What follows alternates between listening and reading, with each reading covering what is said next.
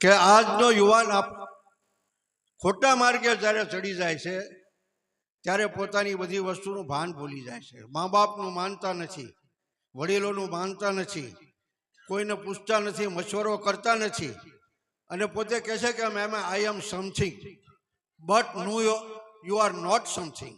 તમે કાંઈ નથી. મશવરો કરશો,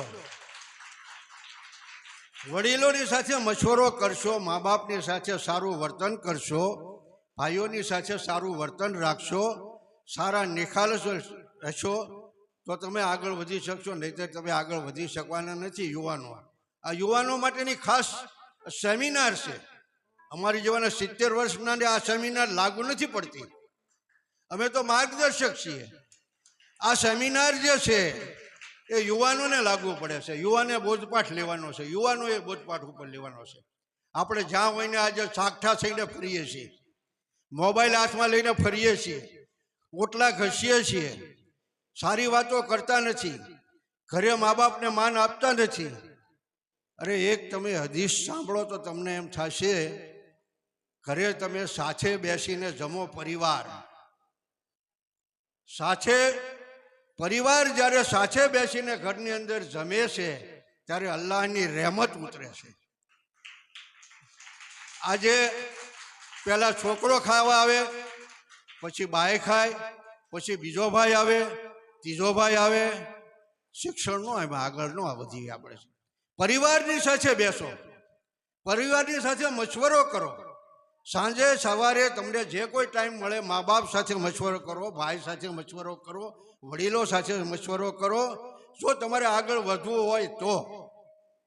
અને ઇસ્લામ તો 1400 વર્ષ પહેલાં શીખવી દીધું છે. મશવરો કરવો સુન્નત છે. ઇસ્લામ શું છે ખબર? ઇસ્લામ નમાઝ, રોજા, હજ, ઝકાત એ ઇસ્લામની ફરજ છે. પણ ઇસ્લામ શું છે? એ જે 5 સ્તંભ છે એ તો બરોબર છે, બસ સ્તંભની વચ્ચે શું છે? સ્તંભની વચ્ચે અમારા નબી કરીમ સલ્લલ્લાહુ અલૈહિ વસલ્લમની 63 વર્ષની જિંદગી છે. એ 63 વર્ષની અંદર એણે કેવા પસાર કર્યા અને શું આપણને શીખ્યું, એ ઇસ્લામ છે. ઇસ્લામ એટલે માનવતા, ઇસ્લામ એટલે શિક્ષણ, ઇસ્લામ એટલે મા બાપની ફરજ બજાવવી, ઇસ્લામ એટલે વડીલોનું માનવું, વડીલોનું સન્માન કરવું, નાનાઓની સાથે મોહબ્બતથી રહેવું અને દરેકની સાથે મોહબ્બતથી સમય પસાર કરવો. ખોટો સમય જ્યાં ત્યાં બગાડવો નહીં.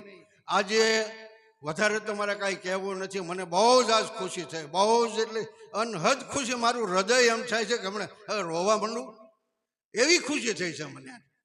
અને આ કાર્ય જબ્બાર બાપુએ ઉપાડ્યું, એને ખૂબ ખૂબ અભિનંદન છે.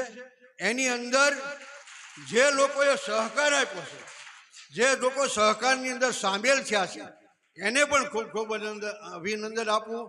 અલ્લાહ દરેકને રોજીમાં બરકત અતા ફરમાવે. અને આવા સેમિનાર આ પહેલું પગથિયું છે. આપણે અહીંથી ઉમરાળાથી સુધરવું છે, બીજા સુધરે કે ન સુધરે. પહેલું પગથિયું ઉમરાળાને આપણે સુધરવું છે. અને એને માટે જબ્બાર બાપુએ જે ઝુંબેશ ઉપાડી છે, અલ્લાહ એને હિદાયત આપી, અલ્લાહ એને સારામાં સારો રસ્તો પસંદ કરાવ્યો અને સારી યાદ આવી નેકી કરવાની એને મન થયું. તો આપણે એને સંપૂર્ણ આવતા દિવસોમાં પણ સહકાર આપવાનો છે, આવતા વર્ષોમાં પણ આપણે સહકાર આપવાનો છે. દીન અને દુનિયા બે સાથે રાખવાની. તમે ભણી ગણીને કલેક્ટર થયા, ઓફિસર થયા, આઈપીએસ થયા, પોલીસ કોન્સ્ટેબલ થયા, ઇજનેર થયા, ડિગ્રી મેળવી, પણ તમારામાં દીન નહીં હોય તો એ બધું નકામું છે. અને દીન માટે આપણે ઉમરાળામાં તો બહુ ખુશી છે કે 2 મૌલાના આપણી પાસે છે, 2 મૌલાના આપણી પાસે છે. મસલા બરોબર સમજાવે એવા, બરોબર આપણને મસલા સમજાવવા 2 ઇમામ આપણી પાસે છે, 2 મસ્જિદની અંદર. એ જો આપણને મસલા સમજાવે ને એની એ રાહ પર જો આપણે હાલીએ દીનની અંદર, આપણે છે ને આપણે મનનું ધાર્યું કરવા વાળા છીએ. તો બાપુ તો કીધે કરે, એનું કાંઈ આપણે સાંભળવાનું છે, આ કાને સાંભળ્યા ને આ કાને કાઢી નાખ્યું. અરે એનો તમે મસલો, એનો જવાબ, એના ઉપર મનન કરો, એની ઉપર વિચાર કરો કે આ વસ્તુ શું છે, આ વસ્તુ કરવા જેવી છે, આ વસ્તુ નથી કરવા જેવી. તો એના ઉપર બરોબર મનન કરો. તો આપણે દરેક વસ્તુની અંદર કામયાબી મળશે. તમારામાં સારા એખલાસ હશે, માનવતા હશે, રહેમ દ્રષ્ટિ હશે, બીજાનું પરોપકારની ભાવના હશે, તો તમને અલ્લાહ તાલા ક્યારેય નિરાશ નહીં કરે. કોઈ દિવસ અલ્લાહ તાલા ક્યારેય તમને નિરાશ નહીં કરે. પણ તમારી ભાવના હોવી જોઈએ કે સારું કાર્ય કરવું છે. કોઈ વસ્તુ અશક્ય નથી. આપણે કહીએ ને કે આ તો ફલાણું થાય નહીં એટલે શક્યતા નથી. અરે જિંદગીમાં કોઈ વસ્તુ અશક્ય નથી, પણ એને માટે તમારે પ્રયત્ન કરવો જોઈએ.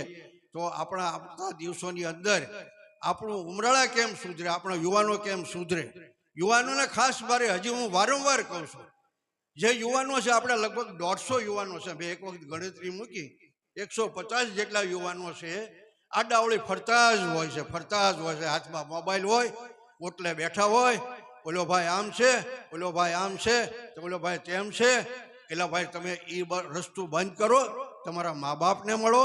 તમારા મા બાપની ઈચ્છા શું છે, તમારા મા બાપ તમારે શું કહે છે, સાથે બેસો, સાથે વાત કરો, સાથે મશવરો કરો. અને મશવરો કરવો સુન્નત છે. આથી વિશેષ તો મારે ઘણું કહેવાનું છે ને. અને હજી મોકો આવશે ત્યારે આપણે કહેશું. કડવું પણ સત્ય હોય છે. ઘણી વખત સત્ય હંમેશા કડવું હોય છે. મારે ઘણી વખત સત્ય બોલવાનું પણ તમે ઘણાને કડવું લાગતું હશે, પણ હંમેશા સત્ય કડવું હોય છે. આપણે સુધરવાની જરૂર છે. આપણા ગામની અંદર આપણે સુધરવાની જરૂર છે. આપણે બીજે લાંબી પોળી વાત નથી કરી. આપણે અલ્લાહ તાલા આપણી પાસે દુઆ કરીએ કે અલ્લાહ તાલા નેક હિદાયત આપે. અને જે આ ઝુંબેશ ઉપાડી છે આપણા નવનિયુક્ત પ્રમુખ સાહેબ આપણા જબ્બાર બાપુ, એને આપણે ખૂબ ખૂબ ફરીને અભિનંદન આપીએ છીએ. આવા કાર્યક્રમો કરવા હોય ત્યારે અમારી જ્યાં પણ જરૂર પડે